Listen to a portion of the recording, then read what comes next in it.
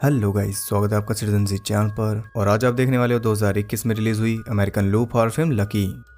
ये मूवी भी पिछले साल से रुकी हुई थी और ऐसी कई सारी मूवीज आपको आगे भी देखने को मिलने वाली हैं। इसे डायरेक्ट किया है नताशा किरमानी ने और इसकी राइटर है ब्री ग्रैंट, जो कि इस फिल्म में लीड रोल में भी हैं। ये एक लूप हॉरर है, यानी कि हैप्पी दैट डे जैसी, और ऐसी मूवीज काफी ज्यादा क्रिएटिव होती हैं।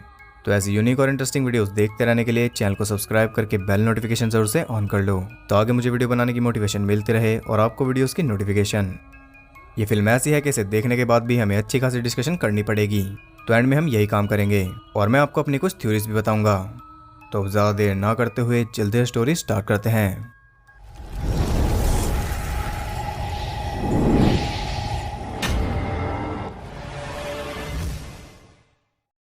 मूवी के स्टार्ट में हम देखते हैं मे को, जो कि एक राइटर है और अभी उसने एक बुक भी लिखी है जिसका नाम है गो इट अलोन। लेकिन उसके पब्लिशर को वो बुक कुछ खास पसंद नहीं आ रही। उनके ऑफिस से वो जा रही थी वापस अपने घर, तभी पार्किंग गैरेज में उसे कुछ सुनाई देता है। उसे पूरी तरह इग्नोर करते हुए वो बैठ जाती है अपनी कार में। यहाँ सीन कट होता है और मे के साथ हम पहुंच जाते हैं उसके घर। वो रहती है अपने हस्बैंड टेड के साथ। घर जाकर वो बर्तन साफ कर रही थी, तभी वो देखती है कि एक प्लेट में क्रैक आ गया था।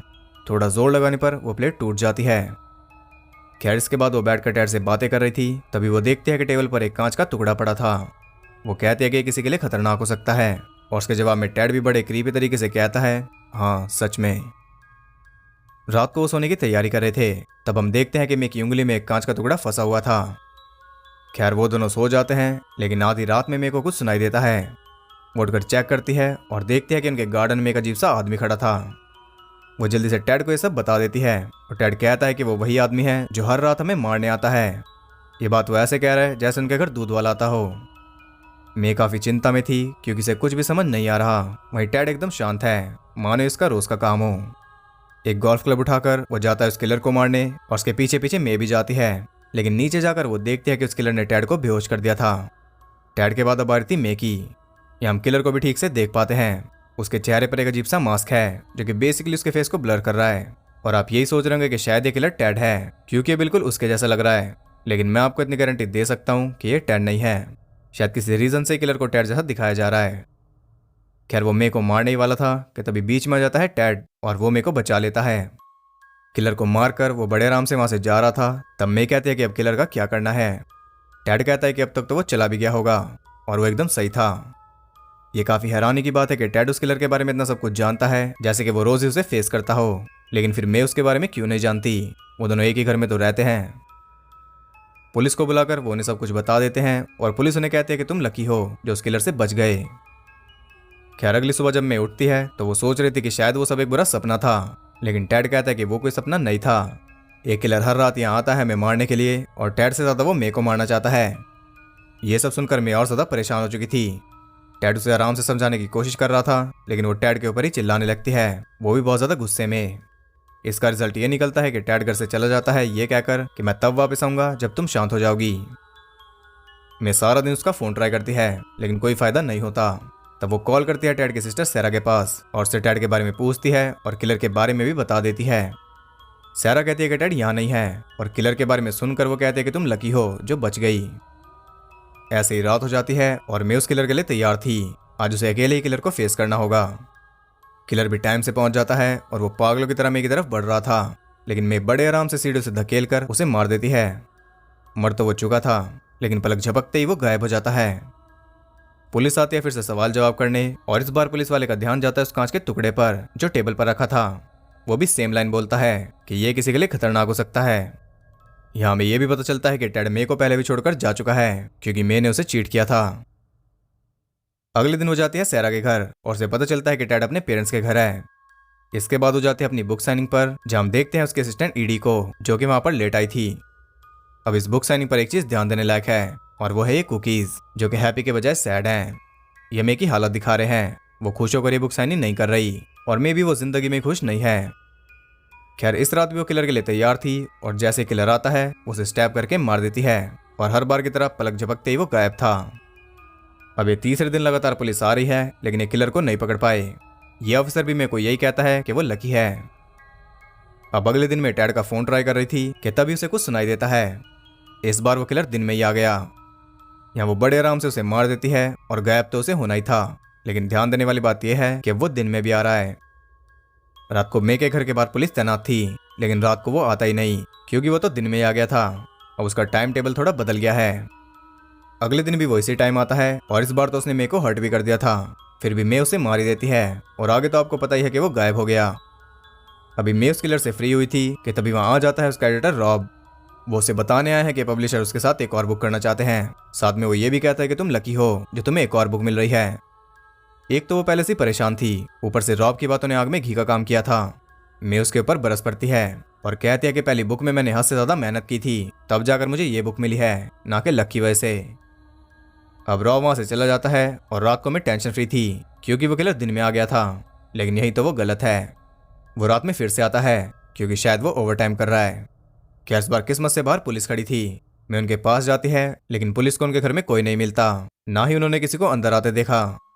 अब पुलिस को लग रहा है कि मैं पागल होती जा रही है क्योंकि वो ठीक से सो भी नहीं पा रही और मेरे को खुद भी ऐसा ही लग रहा है। अब थक हार कर वो रहने जाती है सैरा के घर। सैरा रहती है अपने बेटे कूपर के साथ क्योंकि इसका डिवोर्स हो चुका है। यहाँ मैं नोटिस करती है कि सारा की बैक पर एक स्कार है और बिल्कुल उसी जगह मैंने किलर को स्टैब किया था। मैं अपना सामान अनपैक कर रही थी जिसमें एक हैमर भी था, और हैमर वो किस लिए लाई है वो आप जानते ही हो। यहाँ एक और चीज ध्यान देने लायक है और वो है एक विंडो ग्लास जिसके ऊपर क्रैक है। इस मूवी में टूटा हुआ ग्लास कुछ ज्यादा दिख रहा है।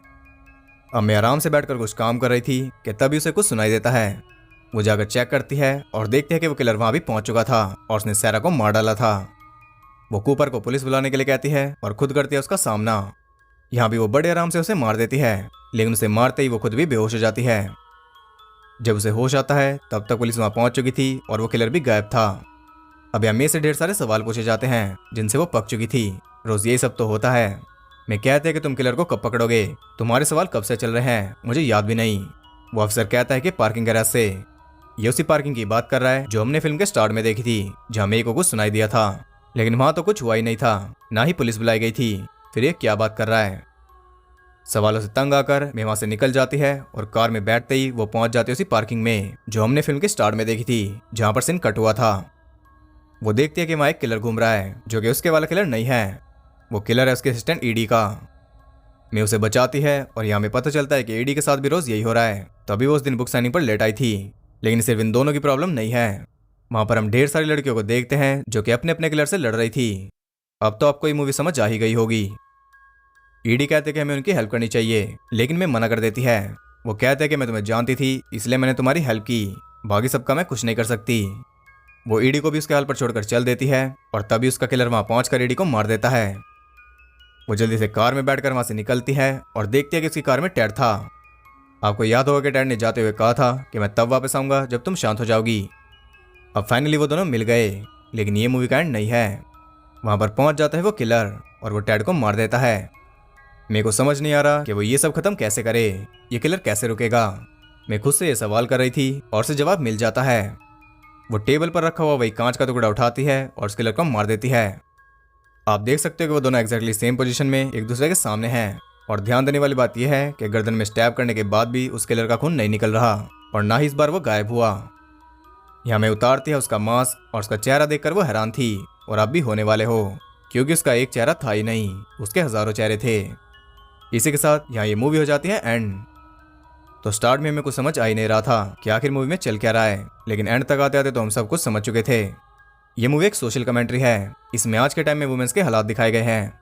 रोज उनके सामने एक नई प्रॉब्लम होती है और प्रॉब्लम्स को इस मूवी में स्टॉकर्स की तरह दिखाया गया, और वो प्रॉब्लम्स है समाज यानी कि सोसाइटी।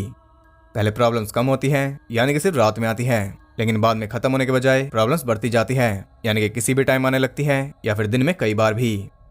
फिल्म की स्टार्टिंग में राइटिंग बहुत ज्यादा सही की गई, लेकिन एंड में आपने देखा कि सब कुछ कितना प्लेन हो गया।